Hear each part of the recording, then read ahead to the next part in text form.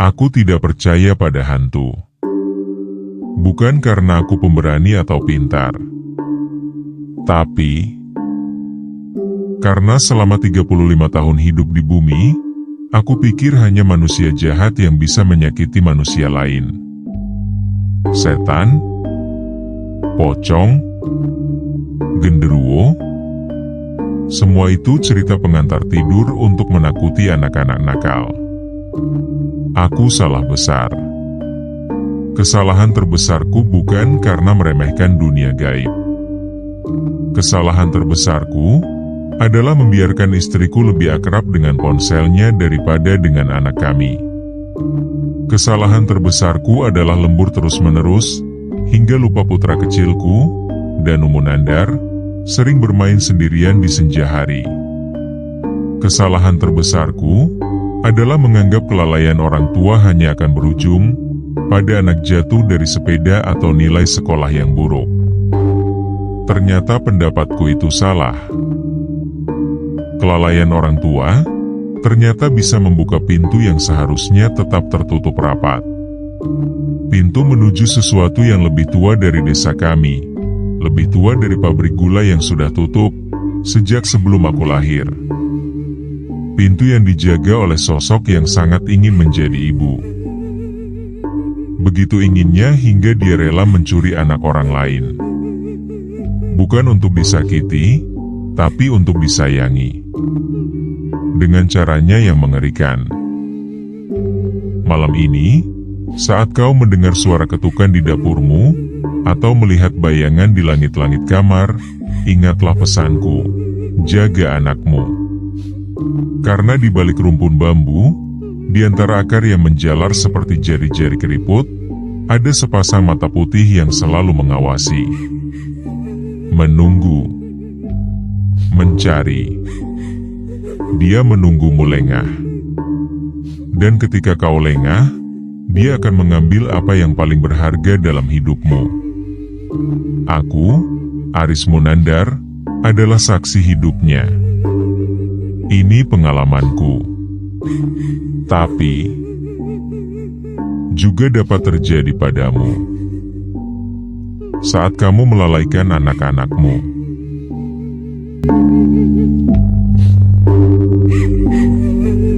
Aku, Aris Munandar, tidak akan pernah melupakan sore itu. Sore ketika dunia runtuh dalam hitungan menit, ketika tangisan anakku tenggelam oleh desiran angin di antara rumpun bambu tua di belakang rumah. Jam menunjukkan pukul 5:30. Langit mulai jingga. Seharusnya aku masih di pabrik, menumpuk gula aren di gudang penyimpanan, tapi mesin penggiling macet. Mandor menyuruh kami pulang lebih awal. Aku ingat melangkah dengan langkah ringan, senang bisa makan malam bersama Danu. Tapi Ningrum, istriku, sedang asyik dengan ponselnya di teras. Layar biru menerangi wajahnya yang tersenyum sendiri. Aku sudah terbiasa. 3 tahun terakhir, dia lebih akrab dengan dunia maya daripada dengan kami. Danu, putra kecilku yang baru berusia 5 tahun, hanya mendapat perhatian seadanya. Makan seadanya. Mandi seadanya. Danu mana? Tanyaku sambil melepas sepatu bot. Ningrum tidak menjawab. Matanya terpaku pada video TikTok. Ning, Danu mana? Dia tersentak. Tadi main di belakang, kayaknya. Aku melihat keluar jendela. Matahari hampir tenggelam. Rumpun bambu di batas kebun mulai tampak menyeramkan, batang-batangnya bergoyang seperti jari-jari panjang meraih langit senja. Waktu maghrib. Waktu yang tidak pernah aku biarkan Danu bermain sendirian. Tapi Ningrum, dia membiarkannya. Aku berlari ke belakang. Rumpun bambu itu lebat, akar-akarnya menjalar hingga ke fondasi rumah. Aku berteriak memanggil Danu. Hanya suara jangkrik dan dedaunan yang berbisik menjawab.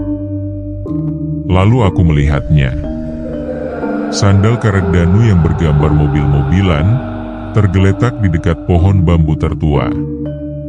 Sandal itu masih hangat, baru saja terlepas. Aku berlari ke dalam, menjerit histeris pada Ningrum. Wajahnya pucat saat kami berdua kembali ke lokasi. Tak lama, warga berdatangan. Mereka membawa senter, membawa golok, membawa harapan yang perlahan memudar. Pak Karto, sesepuh desa, datang dengan langkah tertatih. Dia memegang pundakku dan berbisik dengan suara bergetar, "Aris, ini bukan penculikan biasa. Wewe Gombel yang membawa Danu. Dia mengasihani anakmu yang terlantar." Darahku mendidih sekaligus membeku. Di antara kepanikan dan teriakan warga yang mulai berdoa di tepi rumpun bambu, aku mendengar sesuatu. Suara isak tangis samar, bukan dari arah desa, tapi dari dalam rumpun bambu itu. Tangisan anak kecil. Tangisan Danu. Tapi anehnya, tangisan itu berhenti saat suara azan maghrib mulai berkumandang. Berganti dengan tawa tua yang parau, seperti kayu lapuk digesekkan. Dan rumpun bambu itu berdiri sunyi. Menunggu.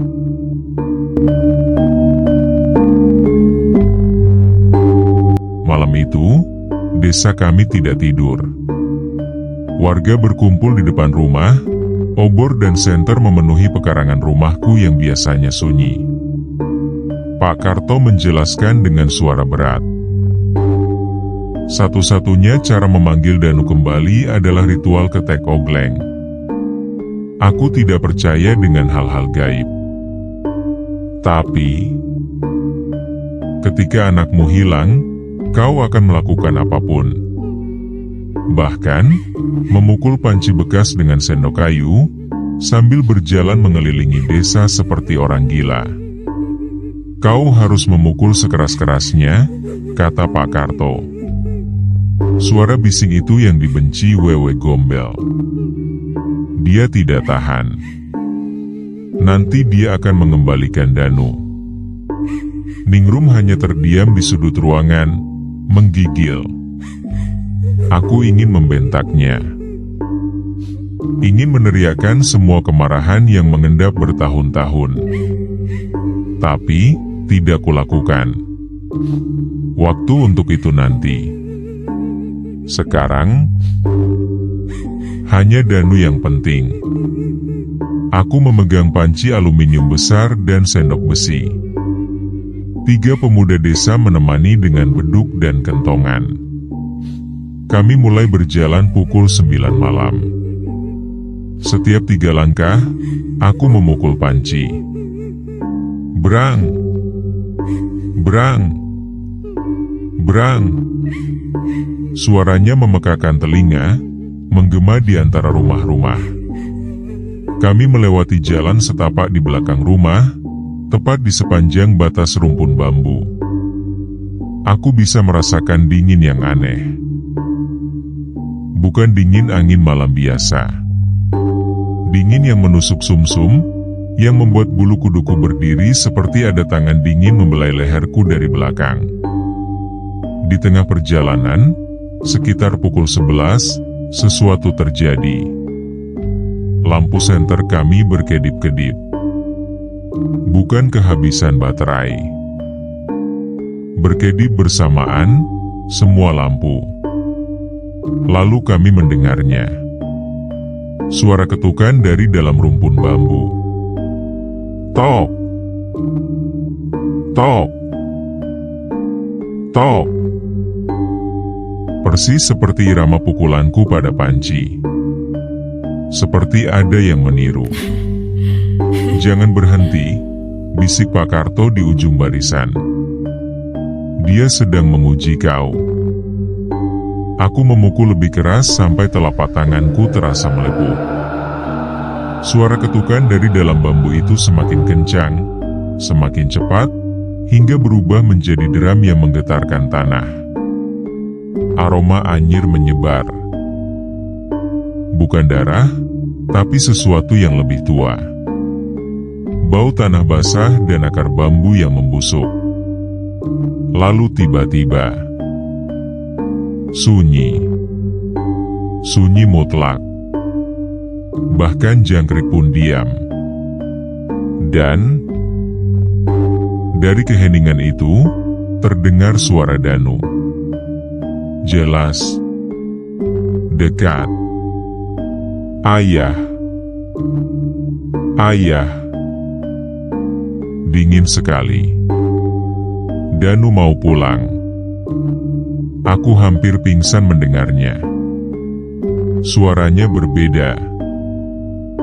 Serak, seperti orang yang kehabisan air, tapi juga seperti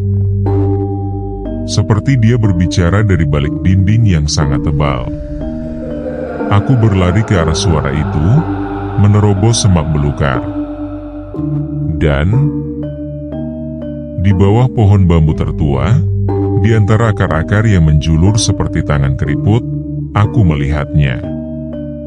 Danu duduk bersila, punggungnya membelakangiku. Pakaiannya basah. Rambutnya kusut. Tapi ada yang salah. Sangat salah. Lehernya bergerak-gerak seperti sedang menelan sesuatu, dan dari balik pundaknya, kulihat sepasang tangan putih keriput memeluknya dari belakang. Tangan yang tidak pernah kulihat pemiliknya.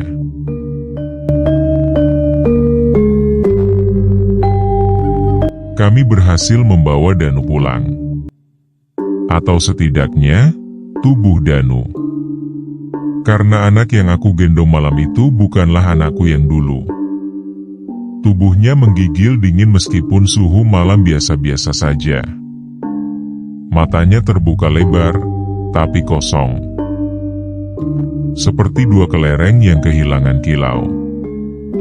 Dan yang paling mengerikan, dia terus menunjuk ke atas. Sepanjang perjalanan pulang, telunjuk mungilnya tidak pernah bergerak dari arah yang sama. Ke langit-langit. Sampai di rumah, aku letakkan Danu di dipan. Ningrum mencoba mendekapnya, tapi dia tidak merespon. Tidak menangis, tidak tersenyum, tidak berkedip. Hanya menunjuk. Aku mengikuti arah jarinya.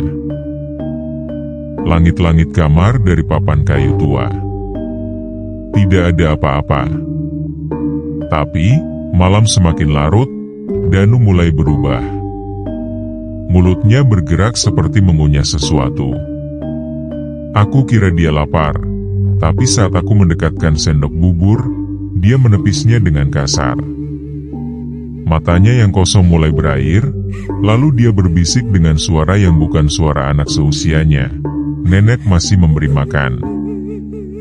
Siapa nak? Siapa nenek? Tanyaku dengan suara gemetar.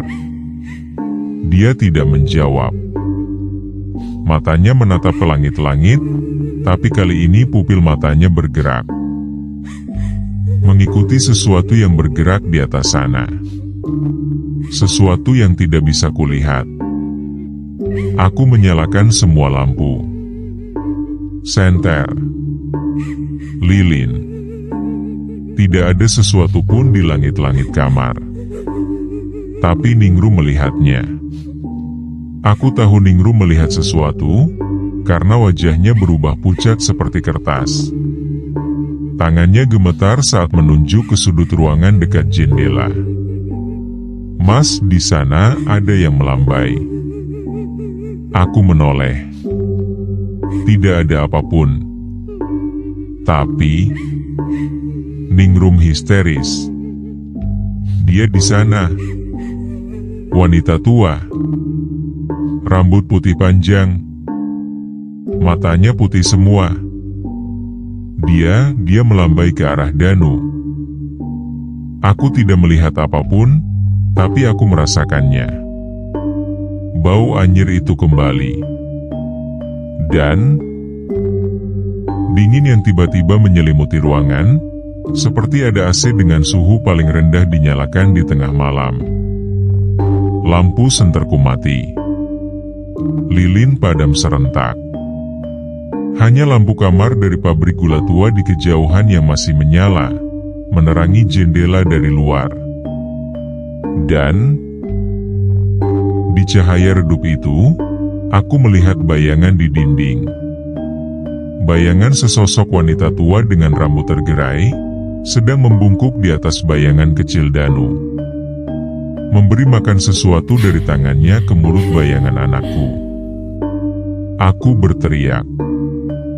Aku meraih Danu dan menariknya ke pelukanku. Tapi saat aku menyentuhnya, kulitnya dingin. Bukan dingin biasa. Dingin seperti bangkai. Dan dari mulut Danu yang terbuka, keluar suara tawa tua yang parau. Tawa yang sama yang kudengar dari dalam rumpun bambu. Danu menoleh padaku. Matanya bertemu mataku.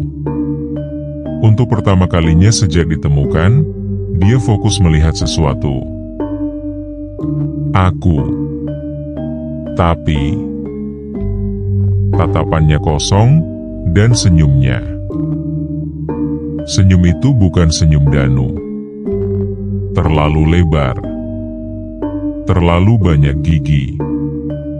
Nenek bilang ayah dan ibu jahat, bisiknya. Nenek bilang, Danu lebih baik tinggal dengan nenek saja. Sesuatu merambat naik dari punggungku ke ubun-ubun. Di langit-langit kamar, tepat di atas tempat tidur, terdengar suara gesekan. Seperti kain basah diseret. Aku mendongak. Dan untuk pertama kalinya, aku melihatnya. Wajah itu menekan papan langit-langit dari balik. Menyembul keluar seperti orang yang mendorong kain. Rambut putih menjuntai ke bawah. Dan matanya yang putih susu menatap langsung ke dalam jiwaku.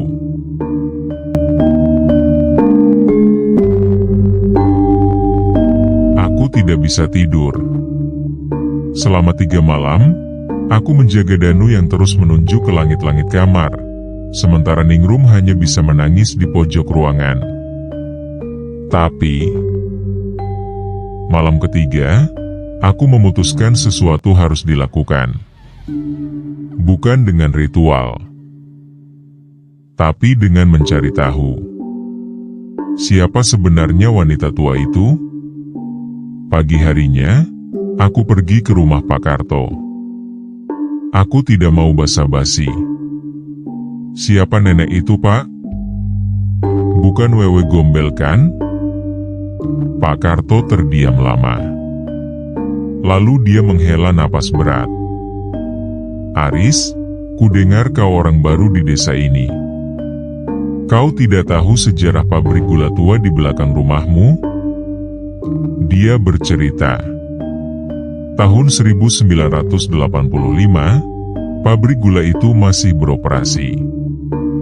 Ada seorang nenek penjaga malam, Mbah Darmi.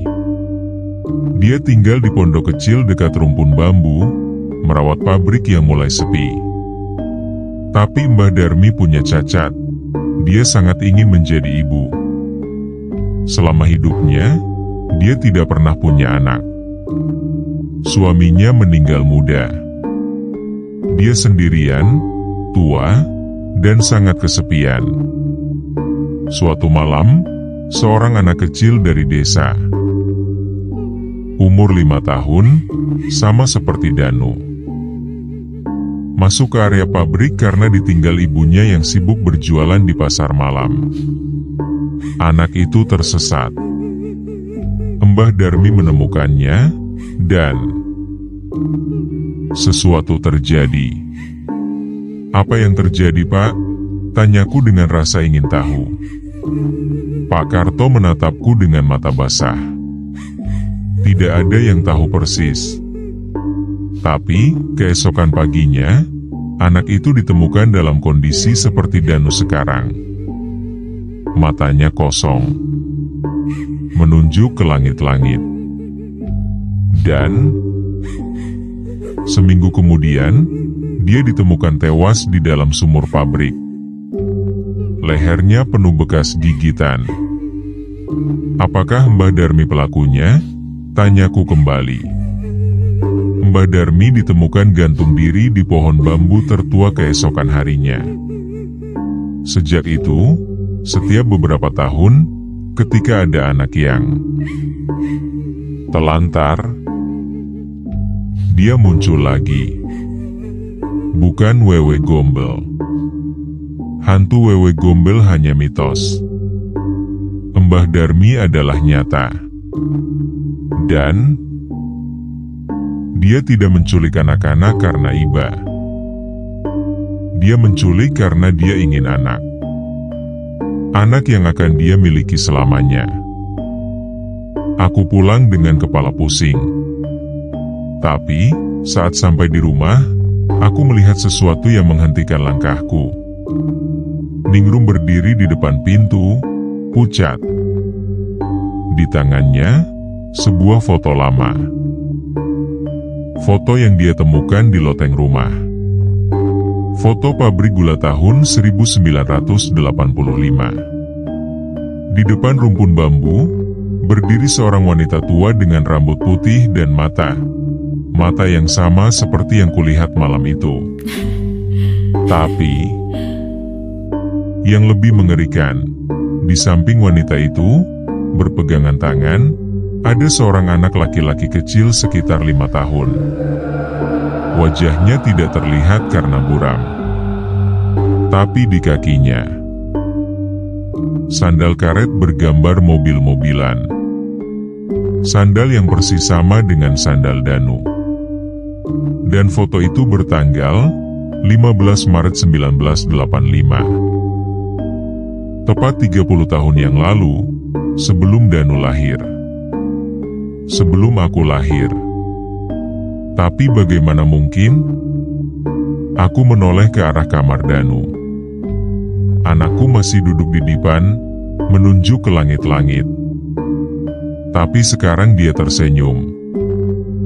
Dan di sampingnya, di atas kasur yang kosong, terlihat cekungan seperti ada seseorang yang duduk. Berat badan menekan kasur. Cekungan itu perlahan bergerak mendekatiku. Dan dari langit-langit, rambut putih mulai menetes seperti air.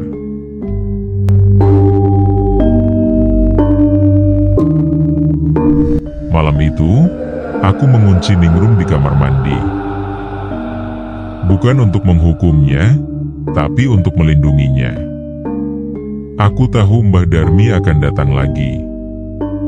Tapi, aku juga tahu sesuatu yang Pak Karto tidak tahu. Foto itu tidak mungkin ada jika Mbah Darmi mati tahun 1985. Aku meraih foto itu dan membawanya ke ruang tengah.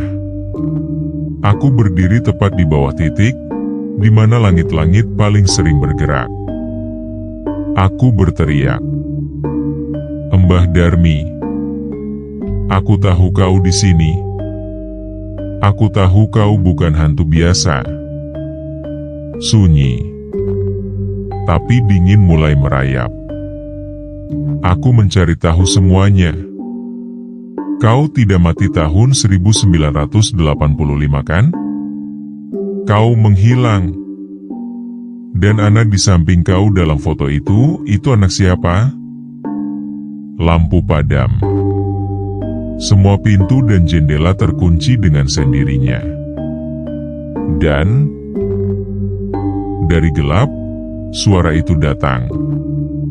Suara tua, parau, penuh amarah dan kesedihan. Anakku. Anak yang diambil dariku. Aku menyalakan korek api.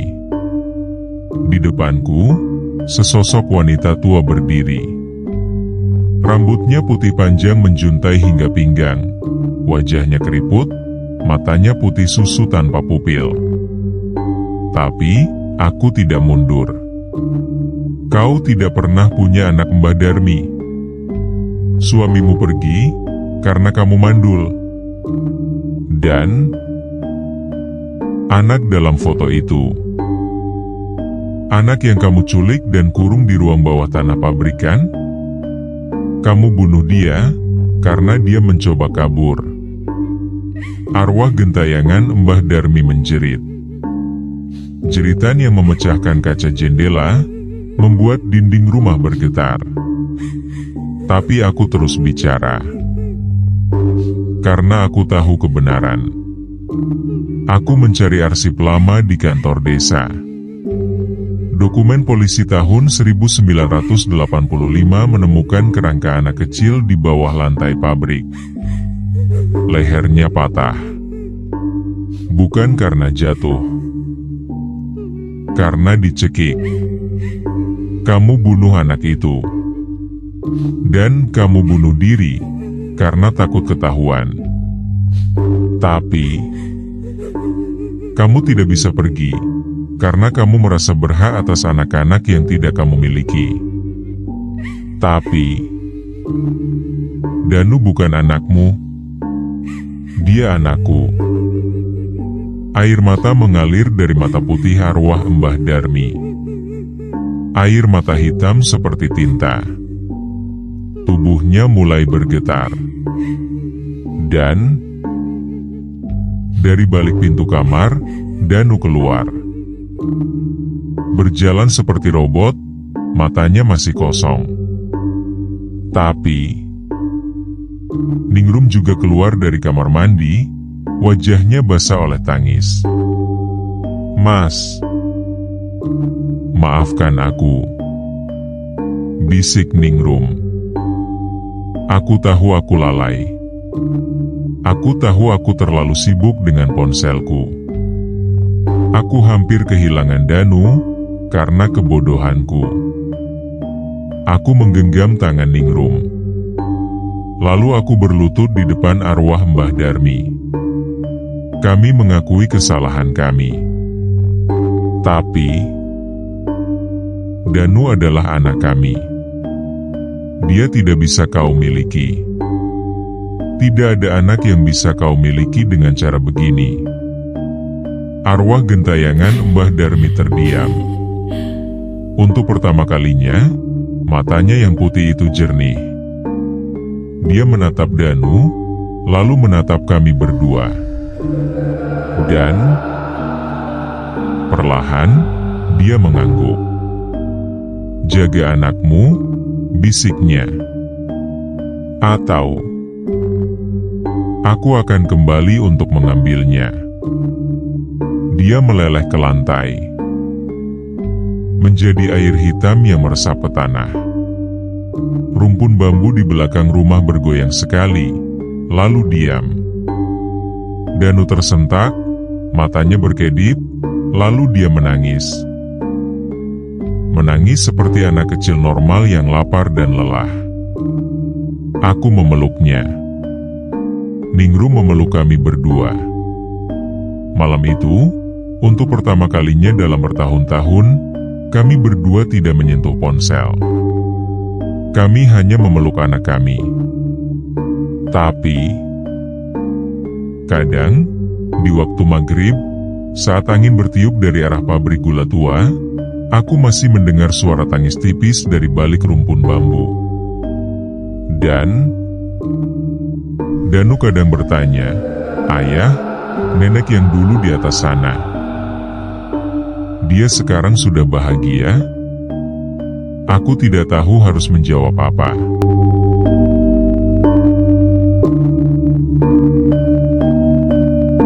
Dua tahun telah berlalu sejak malam terakhir aku melihat Mbah Darmi. Pabrik gula tua itu akhirnya dirobohkan bulan lalu. Pembangunan perumahan baru akan dimulai tahun depan. Rumpun bambu di belakang rumahku, aku sendiri yang menebangnya, satu persatu, dengan kapak dan air mata. Ningrum berubah total. Dia menjual smartphone lamanya dan membeli ponsel jadul yang hanya bisa telepon dan SMS.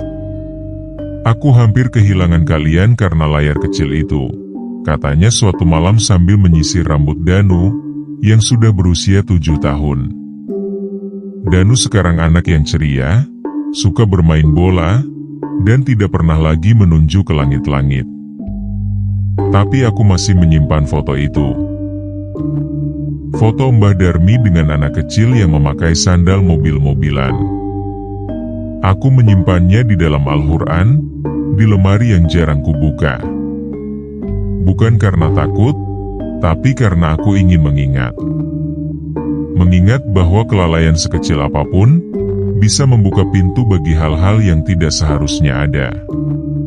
Kadang, saat hujan deras di malam hari, aku masih mendengar ketukan di atap. Bukan suara air hujan, tapi irama tok. Tok. Tok. Yang dulu ku dengar di rumpun bambu. Aku sudah tidak takut lagi. Aku hanya berdoa, dan ketukan itu berhenti. Tapi, suatu malam, Danu terbangun dari tidurnya. Dia duduk tegak di tempat tidur, matanya terbuka lebar menatap jendela. Aku mengikutinya. Di luar, di bawah pohon randu yang tersisa di bekas pabrik, berdiri sesosok bayangan wanita tua dengan rambut putih panjang. Dia tidak menunjuk. Dia tidak mendekat. Dia hanya tersenyum. Lalu menghilang tertiup angin. "Ayah," bisik Danu. Nenek itu bilang, "Terima kasih." Aku tidak tahu harus percaya atau tidak.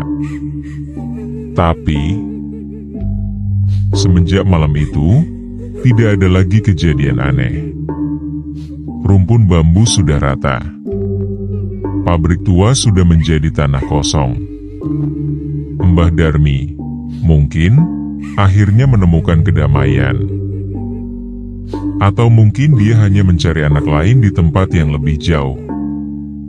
Yang aku tahu pasti, setiap kali aku melihat orang tua sibuk dengan ponselnya, sementara anaknya berlarian tanpa pengawasan, aku akan mendatangi mereka. Aku akan menepuk bahu mereka dan berbisik, "Jaga anakmu."